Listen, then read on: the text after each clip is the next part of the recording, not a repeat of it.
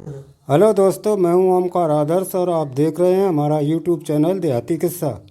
इसमें आप सुनते हैं मज़ेदार देहाती किस्से जो किसी समय प्रचुर मात्रा में हुआ करते थे और मनोरंजन का एकमात्र साधन थे। तो ज़्यादा समय न लेते हुए आइए सुनते हैं मज़ेदार किस्सा। उससे पहले अगर आपने चैनल को सब्सक्राइब नहीं किया है तो कृपा करके सब्सक्राइब ज़रूर कर लें, शेयर और लाइक करें। बहुत पुरानी बात है। असम के ग्रामीण इलाके में तीरथ नाम को एक कुम्हार रहता। वो जितना कमाता तो उससे बाको घर को खर्च बहुत आसानी से चल जाता। उसे अधिक धन की चाह नहीं थी। वो सोचता कि उसे अधिक कमाकर क्या करना है। दोनों वक्त वो पेट भर खाता था और उसी में खूब मौज करता था, उसी में संतुष्ट था। वो दिन भर में ढेरों बर्तन बनाता जिन पर उसकी लागत 7-8 रुपए आती थी। अगले दिन वो उन बर्तनों को बाजार में बेच आता था जिस पर उसे 1.5 या 2 रुपए बचते थे। इतनी कमाई से ही उसकी रोटी का गुजारा हो जाता था। इस कारण वो मस्त रहता था। रोज़ शाम को तीरथ अपनी बांसुरी लेकर बैठ जाता और घंटों से बजाता रहता। इसी तरह दिन कटते रहे। धीरे धीरे एक दिन ऐसो आओ कि बाको ब्याह हुई गो। उसकी पत्नी का नाम कल्याणी था। कल्याणी एक बहुत सुगढ़ और सुशील लड़की थी।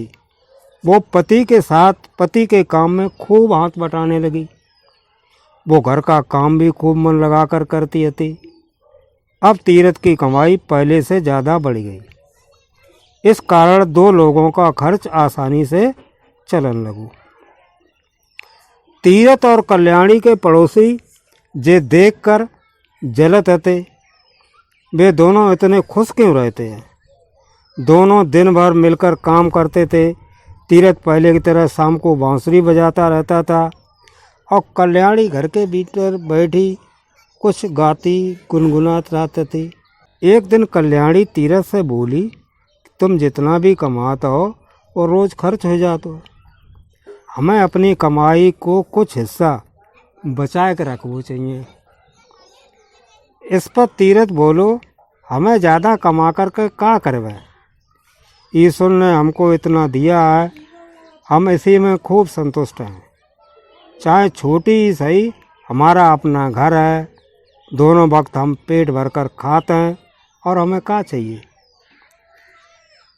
जब बात पर कल्याणी बोली, मैं जानती हूँ कि ईश्वर का दिया हमारे पास सब कुछ है और इसमें खूब खुश भी हैं, परंतु आड़े वक्त के लिए हमें कुछ न कुछ बचा के रखना चाहिए। तीरथ को कल्याणी की बात ठीक लगी और दोनों पहले से अधिक मेहनत करने लगे। कल्याणी सुबह 4 बजे उठकर काम में लग जाती थी और तीरथ भी रात देर तक काम करता रहता था। लेकिन फिर भी दोनों अधिक बचत न कर पाए। अतः दोनों ने फैसला किया कि इस तरह अपना सुख चैन खोना बेकार है और वे पहले की तरह मस्त रहने लगे। एक दिन तीरथ बर्तन बेच कर बाजार से लौट रहे थे।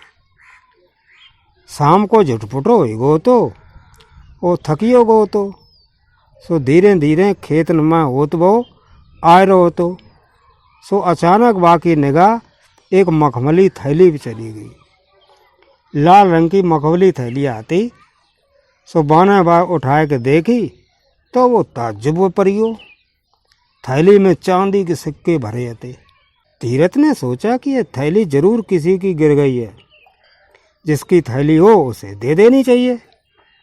उसने चारों तरफ निगाह दौड़ाई, दूर दूर तक कोई ना दिखाई दो।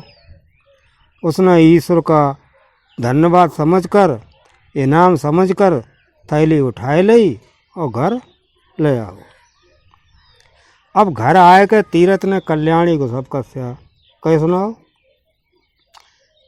कल्याणी ने ईश्वर को धन्यवाद दो।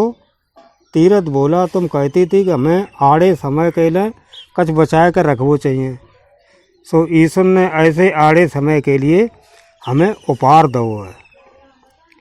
ऐसो लगत है। कल्याणी बोली, हमें गिनकर देखना चाहिए कि ये चांदी के रुपया हैं कितने। दोनों बैठ गए और रुपया गिनने लगे। पूरे 99 रुपया थे। दोनों खुश होकर विचार करने लगे। कल्याणी बोली, इन्हें हमें आड़े वक्त केले उठाए के रख दिए वो चाहिए, फिर कल को हमारा परिवार बढ़ेगा, खर्चों बढ़े हैं। तीरथ बोलो, पर 99 की गिनती तो गलत है, हमें 100 पूरा करना होगा, फिर हम इन्हें बचाए कहें और रख जाए। कल्याणियों ने हमें हाँ मिलाई दी। दोनों जानते थे कि चांदी के 99 रुपया को 100 रुपया करवे में बहुत कठिनाई पड़े है, परंतु फिर वो दोनों खूब दृढ़ निश्चय कर लो कि यह पूरो करके ही मने। अब तीरथ और कल्याणी ने दुगनी चौगनी मेहनत से काम करवो शुरू कर दो। तीरथ भी बर्तन बेचन सुबह निकल जाते, फिर देर रात तक घर लौट रहते। अब जाते रहे दोनों लोग थक कर चूर हो जाते। अब तीरथ थका होने के कारण बसुरिया न बजा पाते और कल्याणी खुशी के गीत न गा पाती। उसे गुनगुनाने की फुर्सतें कहाँ थी, न ही वो अड़ोस पड़ोस या मोहल्ले में कहीं जाते थे। दिन रात एक करके दोनों लोग एक एक पैसा जोड़ते थे।